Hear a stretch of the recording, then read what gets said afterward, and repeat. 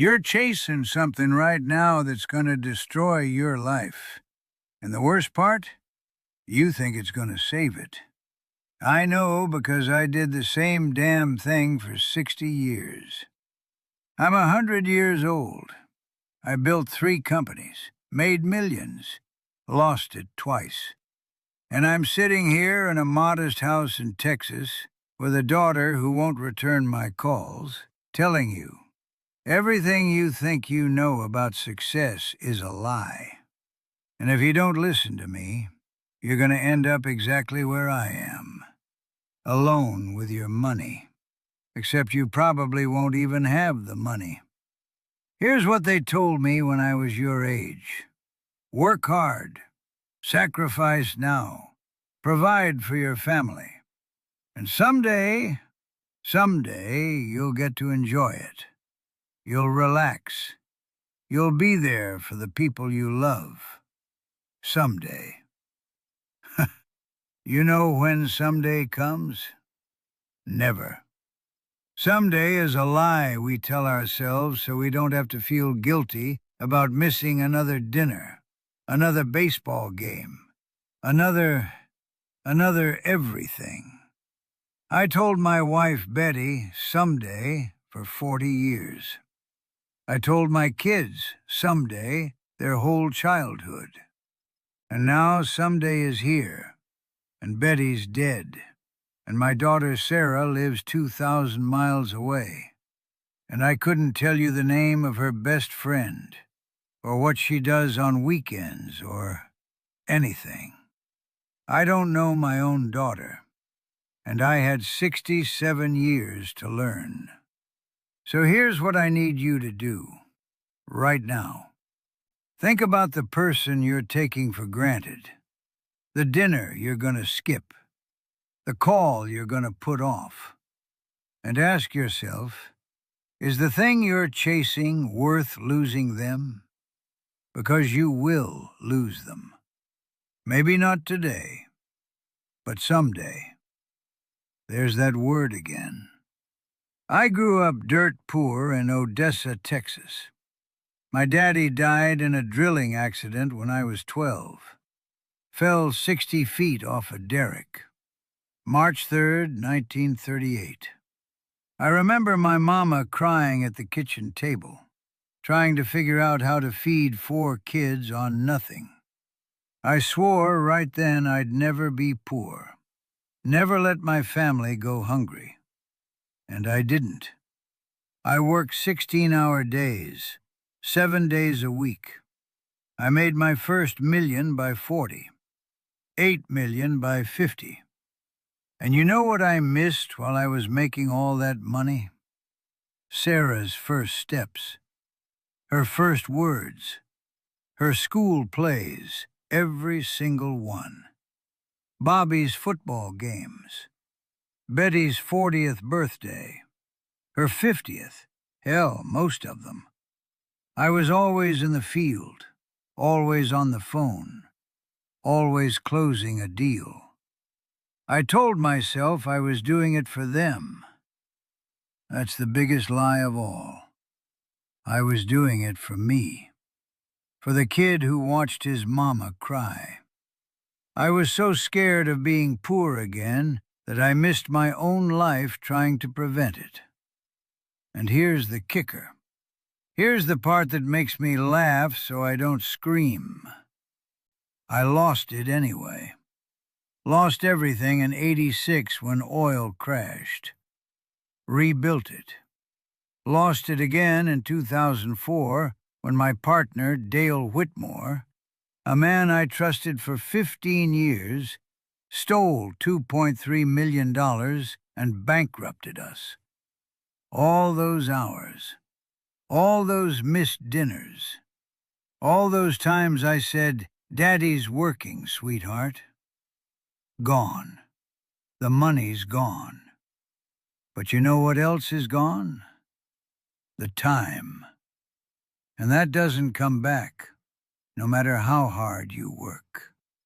You're watching this on your phone, aren't you? Or your computer. And there's someone in your life right now, maybe in the next room, who would love 5 minutes of your attention. Your kid, your partner, your parent. And you're going to finish this video first because you think you've got time. You don't. I'm not being dramatic. I'm being 100 years old. I've watched more people die than you've met. And you know what nobody ever said on their deathbed? I wish I'd spent more time working. So here's your homework. When this video ends, put down your phone and go be with someone you love. Don't text them. Don't call them. Go sit next to them. Look at their face. Ask them how they're doing, and actually listen to the answer. That's worth more than any deal I ever closed. My daughter Sarah is 67 years old. She lives in Portland, Oregon, 2,143 miles from here. I know because I've checked. She calls me twice a year, Christmas and my birthday. The conversations last about 8 minutes. We talk about the weather, her garden, nothing that matters. 15 years ago, she told me the truth. We were sitting on this porch and she said, "Dad, you were never there. Not just physically, emotionally. I needed a father, and I got a checkbook." And I wanted to argue. I wanted to say, I was providing for you. I was building something. But I looked at her face, and I saw that little girl in the yellow dress who used to wait by the window for me to come home. And I knew she was right. I was never there. I was always somewhere else, even when I was in the room. I'd trade every dollar I ever made, every single one. I'd go back to being that broke 12-year-old kid if I could have those years back with her. If I could do it different. But I can't. That's what I need you to understand. You cannot buy time back. You cannot earn it back. Once it's gone, it's gone. And you're spending yours right now. What are you spending it on? Is it worth what you're gonna lose? The other thing that ate my life? Pride. I never asked for help. Never admitted I was wrong. Never said I don't know. I thought that was strength. It wasn't. It was stupidity dressed up in a cowboy hat. You know why I got swindled by Dale Whitmore? Because 3 different people tried to warn me, and I was too proud to listen. I know what I'm doing. I built this company. Don't tell me about my own partner.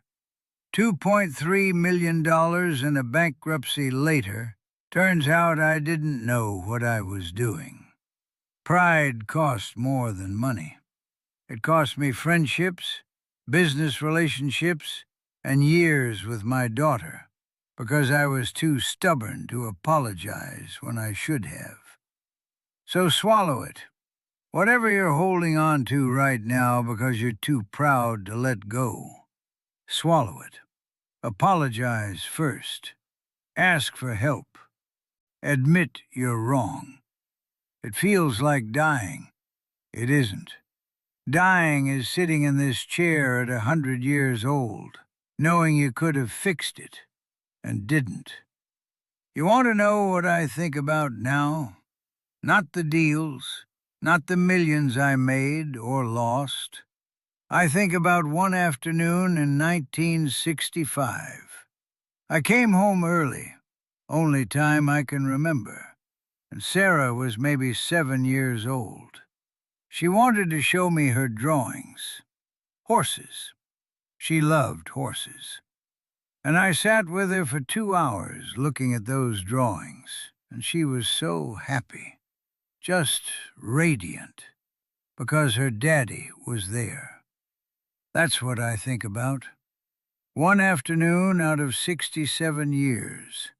I've got 100 years of memories, and most of what matters fits in about a week's worth of moments.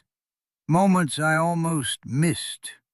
Moments I did miss, and don't even know what I missed, because I wasn't there. What do you want to remember? The meetings, the emails, the hustle? Or do you want to remember your kid's face when you showed up? When you were actually there, actually present, actually paying attention? You're building your memories right now, every day. What are you going to have when you're sitting where I'm sitting? I'm 100 years old. If I'm lucky, I've got a few more years. Probably not. And I'm okay with that. I made my peace. I did what I could with what I knew at the time. But you're watching this right now, which means you still got time. Don't be like me. Don't wake up at 100 years old with a daughter who's a stranger. Don't trade your family for money you might lose anyway. Go home for dinner tonight. Call your father, even if it's awkward. Hug your kids one extra time. Tell your wife you love her, and mean it. These aren't small things. These are the only things. Everything else is just noise we convince ourselves matters. I'd give anything to go back. To walk through that door at 5 o'clock instead of 10. To say the deal can wait just once. To hold that little girl in the yellow dress and tell her, Daddy's here. Daddy's staying. You're more important than any of it. But I can't go back. You still can. That's why I'm making this video.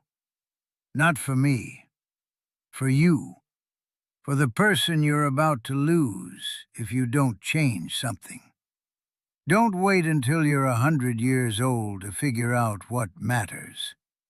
I already did that, so you don't have to. Now put down your phone and go be with your family while you still can.